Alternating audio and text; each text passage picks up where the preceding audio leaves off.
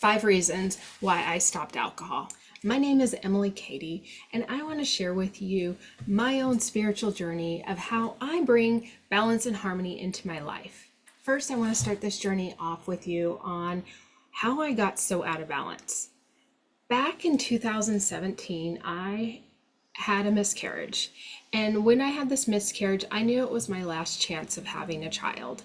I've never had a baby, and I was so excited when I was pregnant that I was finally going to become a mom. Well, it didn't happen. This loss led me to great grief, which took me down a spiral that I did not expect of myself. I started to turn to alcohol to fill that void of knowing that I would never have that fulfillment of being able to become a mom. Also, the other thing that's interesting is when you have a miscarriage, there is a great loss there and it's not acknowledged by people. Whereas if I carried the baby to term and lost it, it would have been acknowledged. It's a invisible loss. So, and that's against no one in sharing that, but it's a loss that you as a woman or your partner and you have to navigate basically on your own. So my way of navigating it was turning to alcohol. And I would drink wine every night. No more than 2 glasses. I was consistent at 2 glasses. I didn't need more than two. I never craved more than two. If I had more than two, I felt awful. But I relied heavily on those 2 glasses of wine. It was something that brought me joy in the day. To be honest with you, it's nothing that I'm proud of, but that's what I would look forward to is, oh my gosh, we're going to make a beautiful meal and I'm going to have some amazing wine to complement my meal. That was my joy, and it was my way to cope with the loss that I had endured. So there were 5 things that I noticed. There were 5 things that I noticed that were happening to me as years had passed as I started to consume alcohol more on a regular basis. 1, I started to gradually gain weight, and each year was more weight. Each year the scale kept going up. So there was weight gain. 2, I lost my motivation. I have always been an athlete and always up early, going to the gym, going for runs, whatever it was, always moving my body. I knew the importance of it. All of a sudden, I lost my motivation to move my body and was no longer finding myself at the gym. 3, I was now unable to sleep. I was sound asleep by 9 p.m. because the wine would make me tired, and wide awake by 12 o'clock at night and would not go back to sleep. So I had an average of 4 hours of sleep a night and was able to operate on it, but not in the most healthy way. So I was gaining weight. I lost my motivation to work out because I was so tired all the time and I wasn't sleeping. The 4th thing was I'm a psychic. I get paid to do readings for people. And all of a sudden, it was really hard for me to connect with spirit. Whereas before, it was super easy. The alcohol was lowering my vibration. It was making it harder for me to connect with the spirits that I work with, the divine spirits that are at a higher vibration. They weren't able to connect with me because my vibration was too low. I needed to clean up my drinking so I could connect with my spirits and deliver readings that my clients were paying me for. And then the number 5 for me was I noticed I would wake up at night and all my organs were on fire. It was like the wine was pouring fuel on a already existing fire in my system, but it was like a combustible. And it was like this raging fire within me internally. And I could feel this, and I started to feel it probably the last 6 months prior to me quitting. And when I would feel it, I would lay in bed going, I'm creating great damage to my system right now. This is inflammation. What is this doing to me for the long term? This needs to stop. So in March of 2024, I decided no more. My body is my temple. I have been super blessed with a very healthy body, and the last thing I want to do is pour fuel onto creating disease, onto creating problems, onto whatever it may be. I need to stop it. So I made the decision to stop drinking alcohol. You see, decisions show up in our life even when we don't want people to know about them. They show up in our closet, they show up in our bank account, they show up in our skin, they show up. My drinking was showing up with me being tired all the time and putting on weight. Unfortunately, a lot of us make decisions that are to go with the flow of life.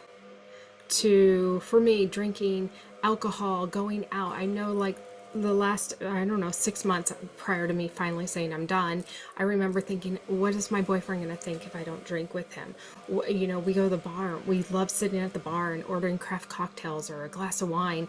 Is it going to be weird if I order a soda water? I remember thinking these things and thinking I'm going with the flow of other people instead of what I want. Why do I care what these people want if they don't want what's best for me? I had to come up with the decision of what is best for me. And if my boyfriend has a problem with it, then maybe that's not a good thing for me. If a bartender has a problem because I'm not spending more money and I'm taking a seat at his bar, then yeah, I get it. That's his income. He needs to make some money. I can sit somewhere else. I don't have to sit at a bar. I can make some adjustments so that I know I am being taken care of. Can I sit at a bar and not be tempted? I didn't know. I can. But I didn't know beforehand. Can I sit with my boyfriend where he enjoys a glass of wine with a beautiful meal that we prepared together and be okay not wanting that glass of wine with him? I am. But I didn't know at first. I had to make the decision for me and my health to know that I am okay. So in those moments when maybe at the first month I felt a little like, oh man, I feel a little left out, or he's drinking that bottle of wine, oh, I really wanted to try that wine. I had to go back to why I chose to stop drinking. And going back to my why gave me the power or the empowerment to not want to give in and have a glass of wine with him. When you make that decision that is so ingrained in you, you turn your obstacles into opportunities. So in those moments at the very beginning when I was seeing my boyfriend enjoying some wine that we had bought together and we had this beautiful meal prepared and I was like, oh my gosh, those two would be so amazing together. In those moments, I was like, yeah, my health is so much more important than those few moments of enjoying this meal and this glass of wine. And I was empowered because I turned that obstacle of the craving into an opportunity to empower me. And now,